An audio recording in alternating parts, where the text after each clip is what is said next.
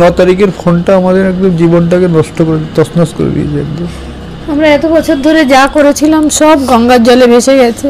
ও এত 31 বছর বয়স অবধি যে পরিশ্রম করে যা করেছিল সব আজকে নামটাই পৃথিবী থেকে সেই নামটাই মুছে গেছে আজকে পৃথিবী থেকে। তিলোত্তমা, অভয়া এসব নাম, যে নামের পাশে ডিগ্রি বসানোর জন্য এত লড়াই, সেই নামটাই মুছে গেছে। তার আর কি বলবো,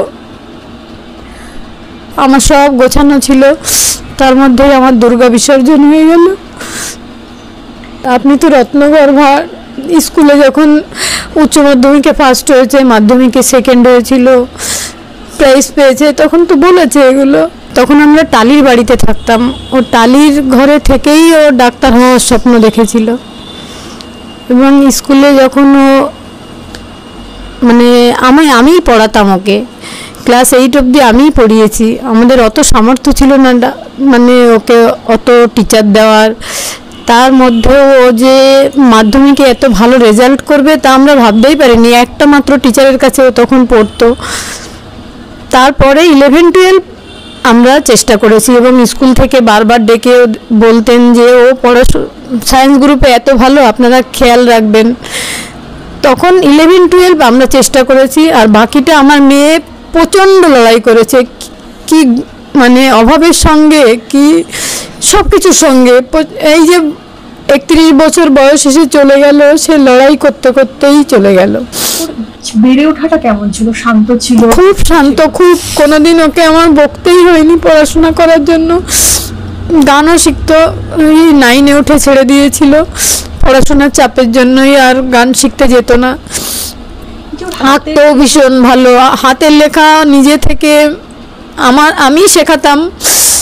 আর তারপরে ওরই ইচ্ছা, এক দিনে 30টা লিখবো তো 30টাই লিখতো, সেটা 29টা লিখলে হবে না। শৈশবটা কেমন ছিল? ও খুব শান্ত। আমার ননদের একটা মেয়ে ছিল, ওর থেকে 3 বছরের বড়। ওরা 2 বোন হাত ধরে বিকালে সারা পাড়া ঘুরে বেড়াতো। আর ও একটু ট দিয়ে কথা বলতো বলে যখন ছড়া টড়া বলতে সবাই ওকে খেপাতো, একটু ছড়া বল। আর সবাই সারা বিকালটা ওরা 2 বোন মিলে ঘুরে সন্ধ্যাবেলায় ঘরে ফিরতো। একদম ছোটবেলায় যখন একটু হাত বুঝতে পারে। ওর কি গান শেখা, ছবি আঁকা সবটাই আপনার থেকেই পাওয়া? না, ছবি আমি অত ভালো আঁকতে পারি না, ও এত সুন্দর আঁকতে পারে। আলপনা আমি দিতে পারি না, ও এত সুন্দর পারতো। ছোটবেলাতেই মেয়েরা সাধারণত বাবা ভক্ত হয়, ও কার বেশি নেওটা ছিল, আপনার নাকি? আমার কাছেই সবকিছু, কিন্তু বাবাকে ভীষণ ভালোবাসতো। কি বকাবকি করতো বেশি, বাপি এটা করবে না, ওটা করবে না। আমাদের দুজনকেই ভীষণ ভালোবাসতো। এখানেও 2টো চেম্বার করতো যেখানে গরিব মানুষকে বিনা হ্যাঁ, এমনকি কোভিডের সময় নিজে 3বার কোভিড হয়েছে, খাওয়া দাওয়া ভুলেও পেশেন্ট দেখতো। এখানে একটা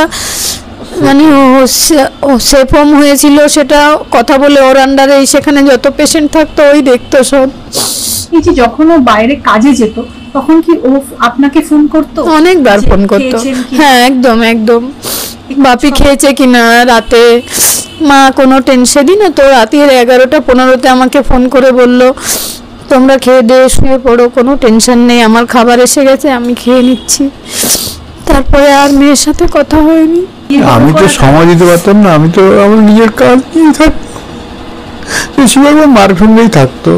আমিও স্কুল থেকে নিয়ে আসতাম, দিতেও যেতে পারতাম না, সকাল এদিকে কাজের ব্যাপার থাকতো।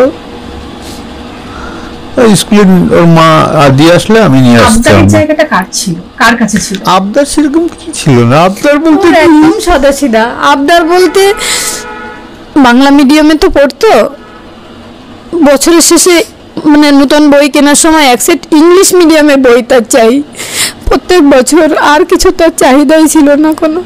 এতটাই পড়তে ভালো? হ্যাঁ, পড়তে। আর এখন ইদানিং পেশেন্ট দেখতে পারছে না, শরীর খারাপ, তাও চেম্বারে পেশেন্ট থাকলেও চলে যাবে, যাস না না আজকে না মা, ওরা তো বসে আছে।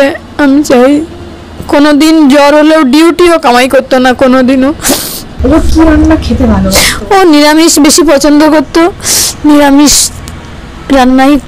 আর ডিম ভীষণ পছন্দ করতো খেতে, ডিমের পোস্ট, ডিমের অমলেট, ডিমের সব জিনিসই বেশি ভালোবাসতো। আর নিরামিষ পনির, তারপর কচু শাক, মোচা এগুলো ভীষণ ভালোবাসতো। একসঙ্গে ঘুরতে যাওয়ার মানে হয়েছে, কখনো সুযোগ হয়েছে? হ্যাঁ, ঘুরতে গেছি। মাধ্যমিক পাশের পরে আমরা গ্যাংটক, দার্জিলিং ওগুলো গেছিলাম। তারপরে একবার কাশ্মীর গেছিলাম, আমরা ঘুরতে পারিনি, আমি অসুস্থ হয়ে পড়েছিলাম।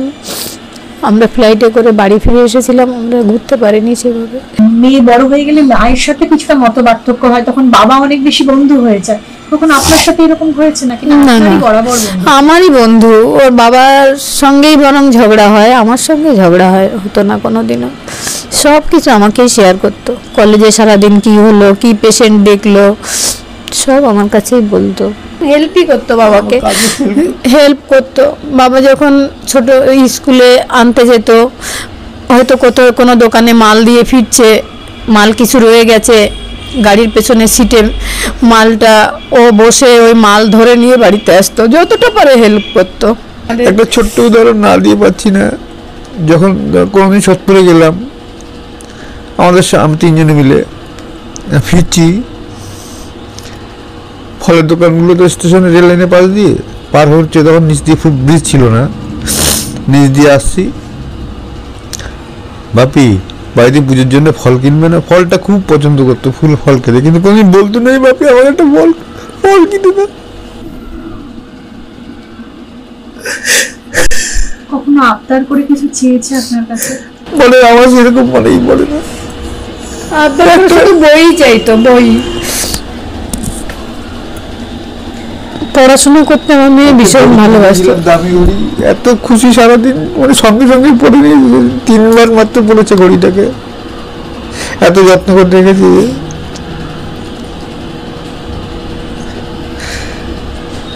আর কি বলবো, এই সমস্ত মানে বলতে গেলে আমাদের মানে কি, মানে এখন যে কি হচ্ছে আর কি পরিস্থিতি বুঝতে পারছি না কিছু আমরা, আর কি হয়ে গেল এটাও বুঝতে পারছি না। মানে ওই 9 তারিখের ফোনটা আমাদের একদম জীবনটাকে নষ্ট করে তছনছ করে দিয়েছে একদম। বাড়িতে দুর্গাপুজো, 2 দিন পরে দুর্গাপুজো, আমার বাড়িতে তো আর কোনোদিন আলো জ্বলবে না, মেয়েটাও আর ফিরবে না কোনোদিন।